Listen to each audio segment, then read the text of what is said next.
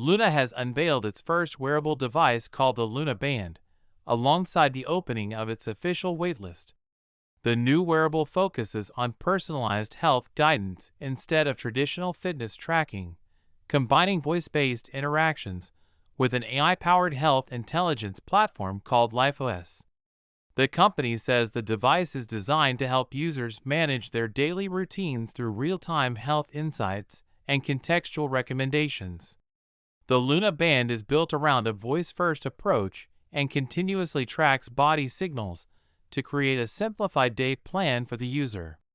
Instead of opening to graphs and dashboards, the companion app reportedly starts with a Today view that highlights tasks, recovery guidance, nutrition suggestions, and productivity recommendations.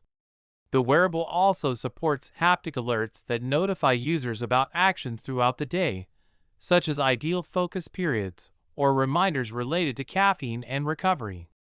Luna says LifeOS can combine wearable data with additional health inputs such as food habits, blood markers, and broader medical context to generate more personalized recommendations. The platform is also designed to offer cause and effect observations. For example, it may explain how a late coffee affected deep sleep duration instead of only displaying sleep statistics. The company has also integrated voice-based logging into the app experience. Users can reportedly speak naturally to log meals, activities, or habits instead of manually entering details. Luna claims this helps reduce the friction often associated with health tracking apps.